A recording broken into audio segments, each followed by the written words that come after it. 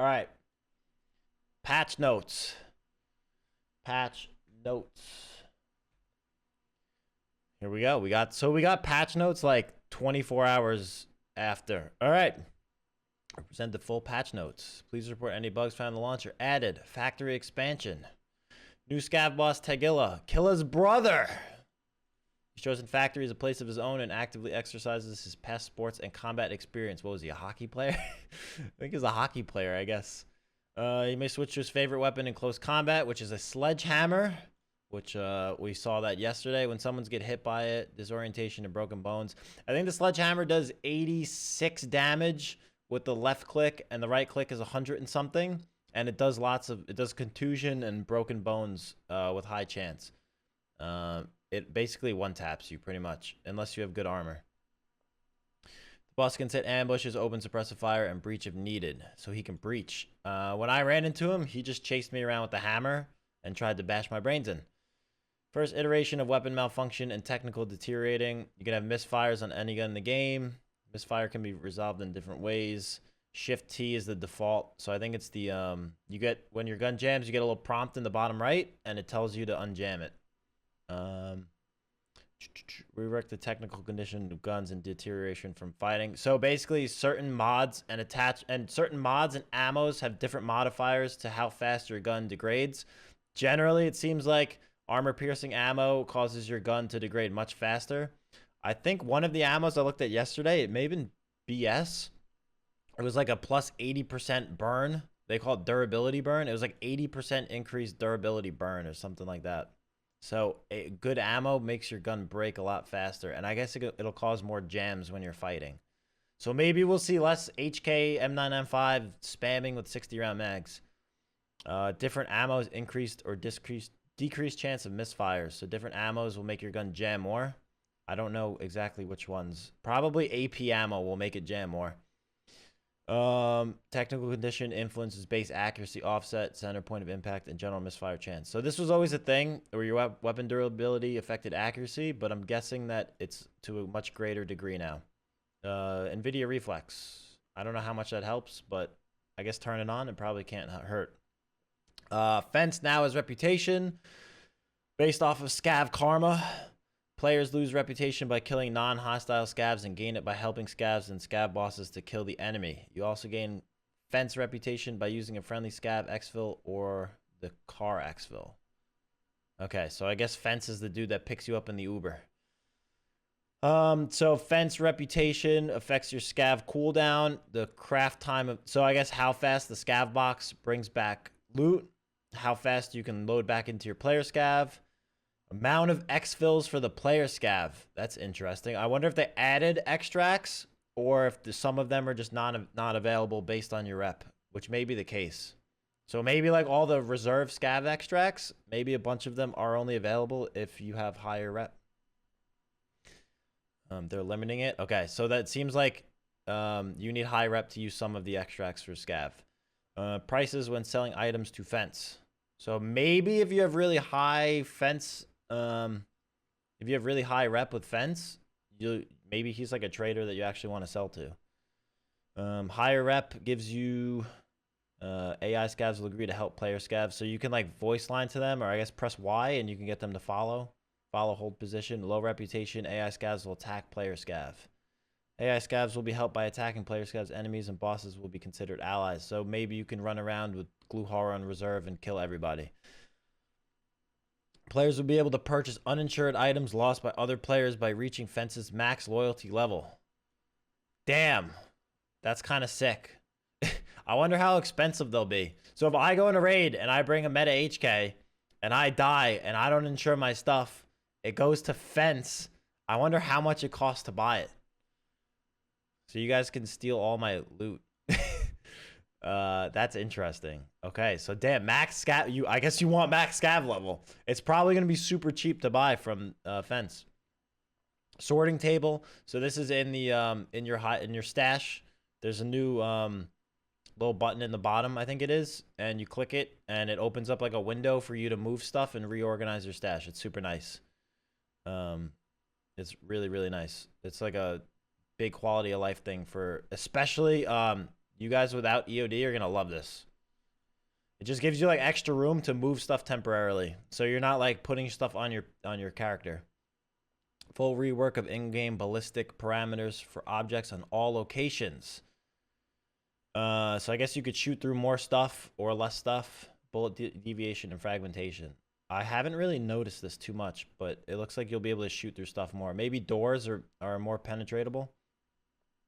New equipment, several body armor vests, chest rigs, backpacks, and other items. There's a ton of new stuff from what I've seen. I got a new level. There's a new level 5 armored rig.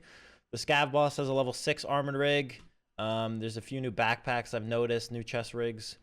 New weapons. I've seen the 155 shotgun, the mutant, and then there's the 155 Ultima shotgun that the new Scav boss has. I haven't seen anything else new so far yet, though. And I don't think the Scar is in the game at the moment. New quests. I've seen a few of them. I think there's like 12 new quests. New barter items, new PMC face options, new weapon mods. I haven't noticed anything yet. I need to get my traders up more for that. Ability to report a suspicious player in the flea market. I guess that's to like cut down on RMT and bots in the flea market. Special player status streamer will hide various user information from the game client. Blah, blah, blah. Okay, so streamer mode. This will only be available by personal requests. Okay. That's weird. I wonder why that's not just an option to toggle. Out of raid voice command settings.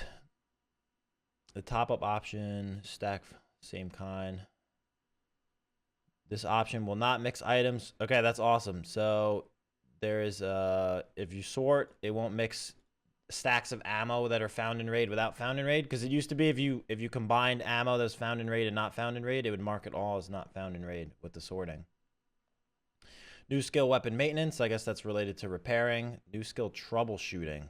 I don't know what that is. TAA anti-aliasing. A weapon. Okay, that's fine.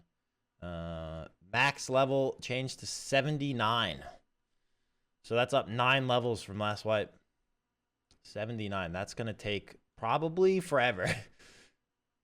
Streamer mode by request stops cheaters from using it. Ah, I see. Okay. That makes sense. True.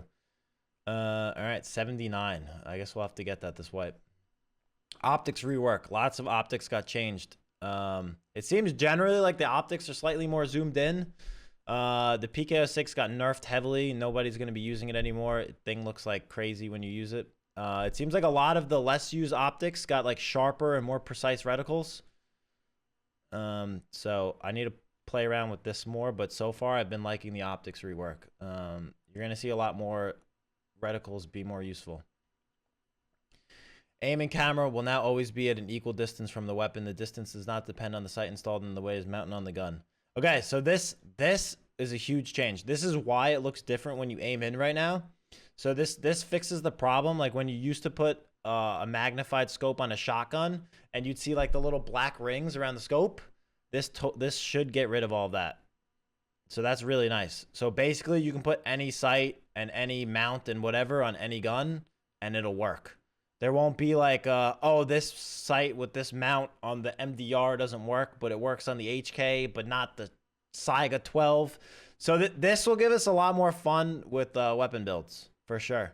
You could put like scopes on meme guns and MP5s and stuff like that. This is a good change. That's awesome. That's actually really big. Or like sometimes when you put sights on guns, it would be mounted like a few slots up on the rail. And it would look trash on one gun, but another gun, it would be really good. So that's really great. Added a limit on the number of items put on the flea market in one lot. The size pack of items in the lot cannot exceed the size of the stash. Okay, so this stops all those people that were just listing a million items to advertise their TTV and shit on the flea market. The guys are like 5,000 vodkas or whatever. Level 20 flea market, big change. You guys probably all know about that, but flea market is moved to level 20, and I think general XP was raised as well. So this takes a long time to get. Kappa quest is now more difficult to complete. From what we've heard, it's level 71 to get Kappa. So good luck. You gotta grind for that. Level 71 Kappa, most likely. Several quest rewards have been changed. Some have been improved. I haven't really been paying attention to that too much. but I guess maybe if you get more stuff from doing quests, that's a good thing. Spawn chances for most items have been changed. Rebalance weapon mods in terms of the meta presets. Okay, so we'll just have a new meta of guns, most likely. Rebalance the availability of top tier ammunition and gear. Sounds interesting. I want to see what happens at max traders with that. I wonder if that's less purchase. You can purchase less, or maybe it's more barter trades for them. We'll see. That could be a huge change. That could be really, really good. I guess we just have to level up more and see what they change with traders. To reduce the strength skill bonuses for movement speed. Oh, also on the note of this, the new Scav boss armor is insane. The factory Scav boss is a level 6 armored rig, and he has a helmet that's level 5 protection all around except the nape, and you can wear a headset with it. It's probably the best helmet in the game. Reduce the strength skill bonuses for movement speed. Okay, this is good. They've reduced it again. They reduced it last patch, and they did it again. Increased leveling of mag drills. Cool. Pack mags. Redone lighting of the game interface objects. Updated in-game map for woods. About time. This is awesome. The new lighting on the maps looks really good. The indoor areas are much clearer, and there's less fog inside. You used to get that like weird haze, and there's much less of that now. Fixed silent movement of Sherman guards. Okay, so these are just a bunch of bug changes. I don't know if we need to really go through. I'll just breeze through this. Players win successful match. Okay, hung on the black screen. I wonder if there's anything like big, major. Ah, this is major. Quest Punisher Part 4 cannot. You have to use the Scav vest for it now. It used to be bugged, and you could use any rig for Punisher Part 4. So make sure when you're going to Shoreline to get those kills, you have to wear a Scav vest now. I know a lot of you guys are not going to do it, and you're gonna kill players, and it's not going to count. So that's actually a big change.